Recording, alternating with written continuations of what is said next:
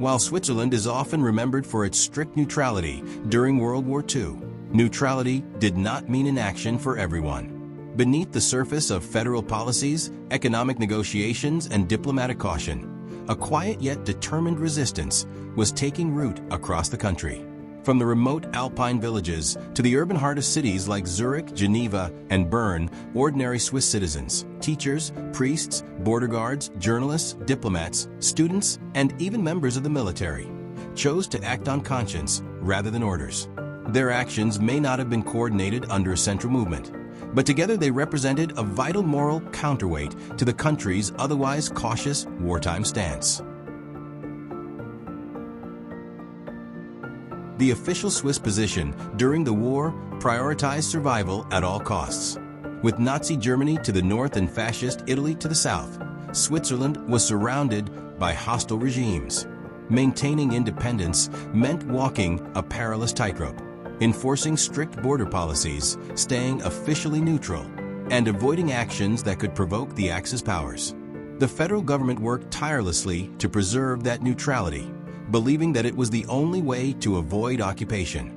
But within Switzerland, not everyone agreed that neutrality should come at the cost of moral responsibility or humanitarian obligation. Many felt a deep unease as they watched events unfold across the border.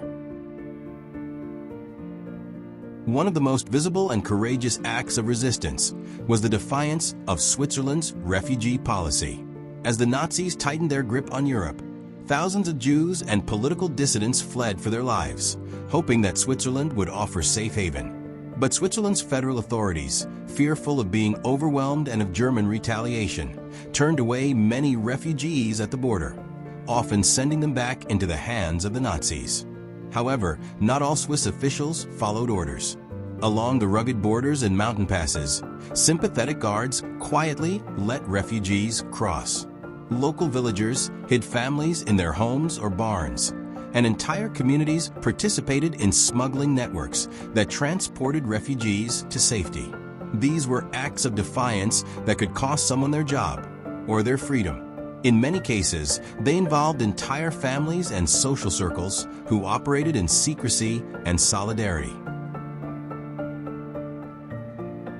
Entire underground networks emerged to support the refugees.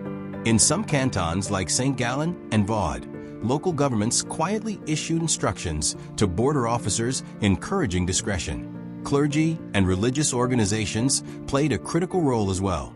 Both Catholic and Protestant churches opened their doors to refugees, providing shelter, food, and moral support. Monasteries, convents, and rectories became hiding places, while priests and ministers forged documents, organized safe routes, and coordinated with local resistance networks. In some areas, these networks became highly organized, mapping out crossings, building false walls and buildings, and maintaining coded communication systems to alert each other of Nazi patrols or informants. Perhaps the most internationally recognized act of Swiss resistance came through its diplomats abroad. Karl Lutz, the Swiss vice consul in Budapest, issued more than 50,000 protective letters to Hungarian Jews, effectively saving them from Nazi deportation. Lutz did so by bending, and at times openly ignoring, the instructions of his superiors in Bern. His protective houses, marked with the Swiss flag, became sanctuaries in the heart of genocide. He was not alone. Other diplomats in Romania, France, and other parts of Eastern Europe used their diplomatic immunity and Swiss credibility to issue false documents, facilitate escapes, and offer protection to those in peril. Some even coordinated with international Jewish organizations, sharing information and supplies to widen their impact.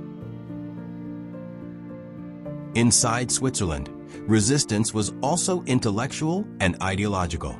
Journalists wrote coded articles criticizing fascist ideologies. University professors gave lectures that subtly condemned Nazi racial theories and totalitarianism.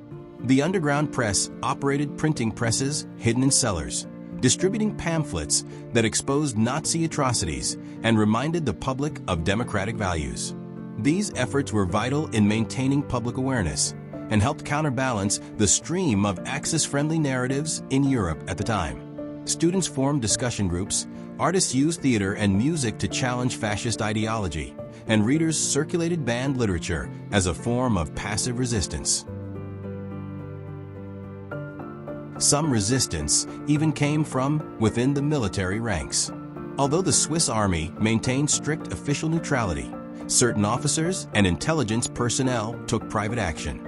Some shared sensitive information with Allied contacts or helped coordinate the movement of refugees through military zones. Soldiers occasionally looked the other way during illegal crossings or quietly warned locals of approaching patrols.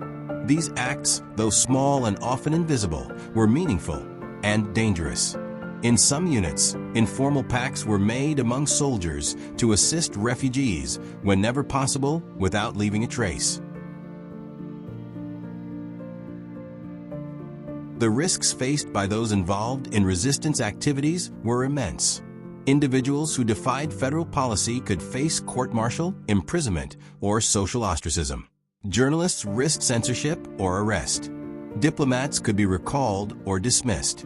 Clergy members were sometimes investigated or pressured to cease their activities.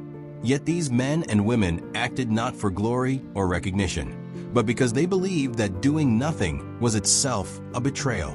They stood for human dignity at a time when that dignity was under siege, risking their safety to preserve a sense of humanity in an inhumane world. It is estimated that thanks to these unofficial efforts, thousands of refugees were saved. Their survival is owed not to institutions or official policies, but to individuals who refused to accept silence and inaction. These were ordinary people, clergy members, farmers, students, diplomats, and guards, who decided that turning a blind eye to injustice was not an option. Their collective defiance, though largely undocumented and rarely celebrated at the time, now stands as one of the most morally significant facets of Switzerland's wartime experience. One striking example includes the work of Pastor Paul Voigt in Zurich, who used his sermons, published writings, and extensive church networks to denounce Nazi atrocities and push for more humane treatment of refugees. Voigt even published detailed accounts of the concentration camps, which were among the earliest warnings to the Swiss public about the unfolding genocide. He collaborated with Jewish aid organizations and played a central role in establishing the Christian-Jewish Working Group, which coordinated humanitarian support for refugees within Switzerland. While the Swiss government's official stance remains a subject of debate and criticism, the actions of these quiet resistors offer another side of the story, one that highlights courage, compassion, and the enduring power of individual conscience in the face of overwhelming pressure. Their bravery stands as a testament to the idea that neutrality does not have to mean indifference, and that even in a small neutral nation, justice can find its voice. The lessons drawn from their acts remain deeply relevant today. Even within the constraints of state policy, the moral decisions of individuals can shape history and save lives.